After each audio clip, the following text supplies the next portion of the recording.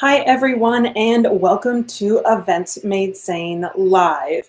Today, I'm really excited to talk about different tips and tricks for training your trade show staff that's going to be, staffing your booth. And it's interesting the kind of pros and cons that go with the different people that are going to be staffing your booth. There's a lot of different options, and it's not always your sales team that should be out there or just your sales team that should be staffing your booth. Now, a couple of ground rules. One is that I do suggest that you have at least 2 people for every 10 by 10 space you have at a trade show. So if you have a 10 by 20 space, you want 4 people in your booth that are actually manning the booth.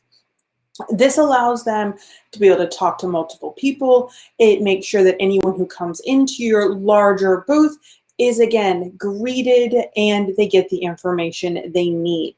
So that's kind of the basics of how many people I think you should have.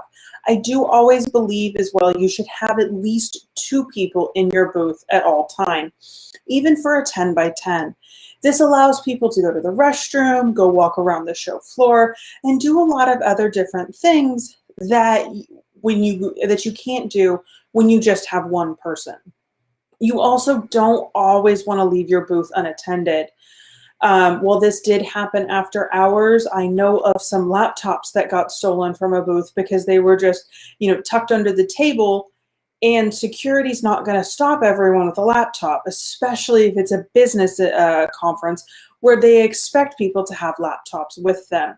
So if you have valuable things in your booth that you don't want people to walk away with, make sure you always have 2 people. Now, if that's not possible, make sure you are gaining friends on either side of you with your neighbors so that they can watch your booth when you need to step out.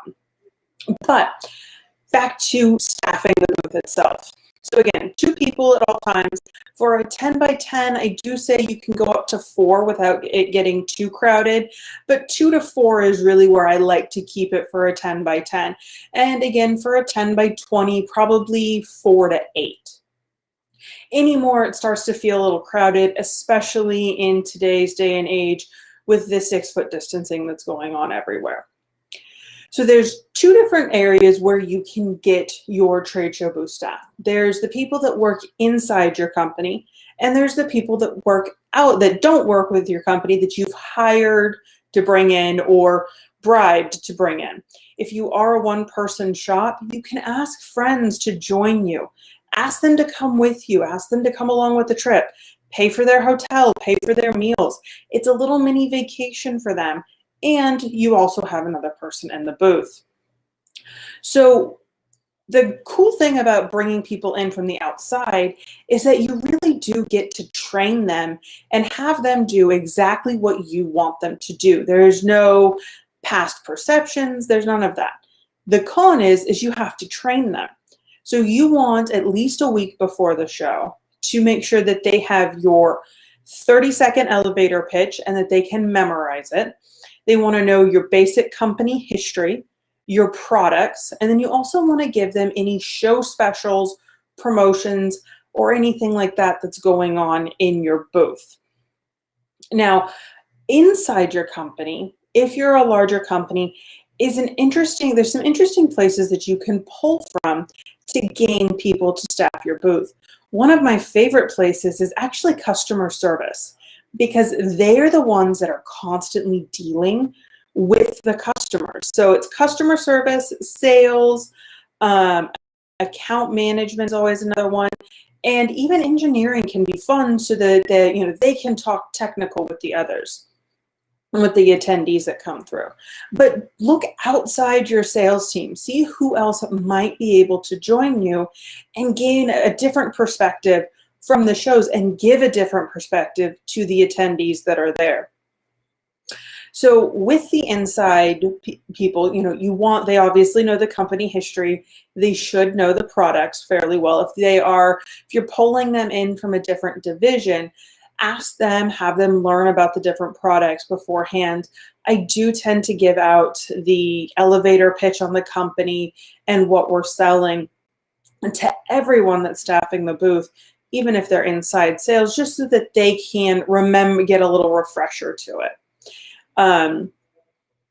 The things that, everyone needs to know, whether they're inside or outside of your company, is what your booth layout is. You want them to know where everything is, why it's there, and how to move people through the booth. Like if you have a path that you're wanting people to move through. So there's a welcome desk that people come to, and then they get passed off to the customer service, and then they get passed off to a salesperson. But there's also an engineering station there. You want people to know where everything is. So a booth layout is a really great way. Again, there's some great software that does 3D rendering. Sorry, there's a crazy fly in here. There's a booth software that does some great rendering, 3D renderings of booths. I will post that when I get this video up for everybody. In the links, I can't remember the name of it at this point, which is crazy. And it does to scale booth designs for you. So you can design your booth and then do some 3D modeling of it too, just to see how things are going to work. And this is a free software and one that I use quite consistently. But booth layout is crucial. The next thing is you want them to know any special promotions that you have going. So, are you giving, if people buy 4 candles, do they get the 5th free? If people give you their lead now, give you their email now, do they get a 20% off coupon? Are you doing a giveaway in the booth? What do they need to do to get that giveaway? Is it just, hand your business card over? Is it scan the badge? What is it? You also need to know if there's any special giveaways. One of my favorite things to do at trade shows is invite current customers to the show, have them sign up to gain a special giveaway when they come by our booth. So whether that's a beautiful notebook or Padfolio, a lovely, very high-end pen, a gift card to the local restaurants there, but you want your booth staff to know what people have to do to get that and how and when they should be giving those away. And the last big thing is the schedule. So when does everyone have to be there? Now, if it is inside the company that I'm working with, and I'm working with mostly the salespeople, I actually tend to let them make their own schedule. As long as I have the coverage I need, I don't really care who is there or how long. But they know when their customers are going to be there. They know what classes they want to go to, because normally a trade show is accompanied by a conference. So they know their schedule and they can work it out together. They're also much more likely to show up at those times if they've chosen the time themselves, rather than you telling them like a school teacher, because then they complain and groan. Just that, they didn't like that schedule, or why are they up so early? Why are they there so late, etc. So inside people, if you trust them enough, and if they've, are really, again, not even if you trust them enough, but inside people tend to work better when you have them pick their own schedule.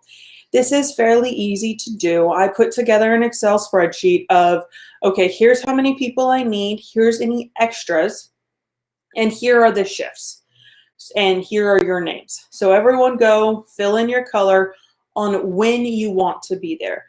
Now, if I don't get the right coverage, then I have to switch things up. But I do try to give them the choice ahead of time. For people that I am hiring that are outside the company, I give them the schedule. This is when I need you to be there. I tell them 15 minutes ahead of time. I always tell people that they need to be there 15 minutes ahead of time, simply because people often forget that parking is much harder at trade shows, or you have to walk the entire convention floor to make it, to get there. There's been some shows that I've been to where you get to the venue, but then you've got to walk through, say the casino in Vegas. And it's a good 10-minute hike just to get through the casino to then get to the convention center. So I give people that 15-minute buffer to really encourage them to be on time. And if they're there early, great, someone can leave early. That's kind of how that works. But again, you want to give the outside people the schedule of, okay, so I'm going to have you here from 8 to noon, that the next person is going to arrive at 11:45 and go until 4, and then I'll be alone there from 4 to 5, just kind of cleaning up and packing up myself. And so figure out what your schedule is and then send that to the outside people. When training your staff, you want to provide incentives for even just being there. So one of the things I always like to do is any salesperson that works the show gets the lead normally. If it's not by geographic location. So if I have a whole bunch of salespeople that work for the same company and they're talking to certain people, if they walk home with that business card, they get that lead because they worked the show, they worked that time. I also always try to provide lunches and snacks for anyone who works the booth. A lot of the times, again, this is a full-blown conference, so there are keynote speakers and lunches that go along. So including the people that are working at that time at those tables really is helpful. Now, if you can't do that, take the people that are working your booth out to lunch, or make sure that they have an allowance to go get lunch. Nothing is worse than hangry people sitting in your trade show booth. Everybody knows, all the attendees can feel it.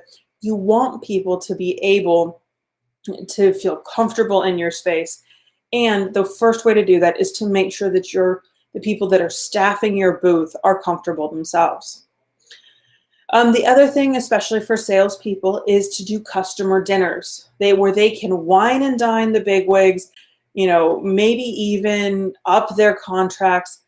It just gives them a place to wine and dine their customers. And that's something I always encourage them to do. When you are getting together, whoever you're going to pick, I have a couple of ground rules that I set. Again, I want you there 15 minutes early. I give everyone a map. Here's where you should be parking.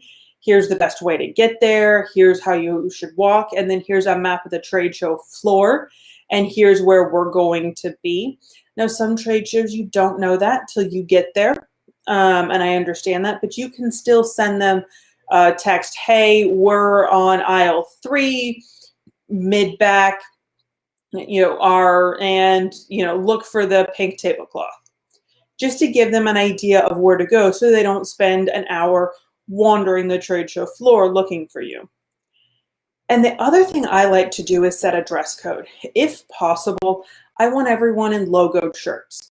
Now, they don't have to be the same color logo shirts if you don't want them to be, but it actually does offer a very nice uniform look. And it offers a little bit of memorability for the attendees. There's one show I went to, and these people had the trade show, the people that were staffing the trade show booth had bright green blazers on. They were obnoxious and kind of hideous, but I still remember the company and I remember what they do simply because of those green blazers. So think about that. I've seen other people where they've themed their dress according to their trade show booth theme. I've seen people do full formal prom dress type things because that was the theme of their trade show booth. But again, make sure that the people that are staffing your booth are, one, comfortable and with whatever you're going to be picking, and two, kitted out properly. So one of the things I love to do, especially if the company has the budget, is to buy everyone logoed polo shirts. And that is another perk, because if you're going to this show, you then get that logoed polo shirt and it's yours to keep. So again, another perk that you can have. Those are really my top tips for staffing your trade show booth. Again, there's both pros and cons to having inside or outside. If you are going to have people inside your company staff your trade show booth, consider outside your sales team, because there's some amazing resources outside your sales team that actually might be really excited to go to the trade shows if your sales team is balking at it. Make sure everyone knows what's going on at the trade show booth, what special promotions you have, and where everything is. Again, that's crucial to have the booth layout so that people aren't scrambling, looking through everything under tables and cabinets. And make sure you set the rules and the expectations ahead of time. The final note that I want to leave everyone with is make sure that everyone that is staffing your trade show booth knows the goals of the trade show. So if your goal is to sell 100 candles, well, then everyone knows that they have to try to sell 100 candles. If your goal is to gain 1,000 leads, well, then your booth staff needs to go out and get those leads. But making sure that they know the goals and what they're going to be measured against really is probably the most crucial part of everything. And I should have mentioned at the beginning, but really make sure and drive home what goals, what are the metrics that you're looking to hit for the trade shows. And if you don't know the metrics, you need to go back and consider, why are you at this show? What are you hoping to accomplish? And be able to regurgitate that and tell the people that are staffing your booth with hard numbers behind them. Now, you might not hit that goal, especially if it is your first time attending this show, but it allows you to have something to shoot for. It allows you to have a target to aim at. If you get there, wonderful. If you're a little off the mark, you know how to adjust for next time. So thank you so much for watching Events Made Sane Lives. If you have any questions, please feel free to DM me at any point in time, and I'm happy to answer them. Thank you.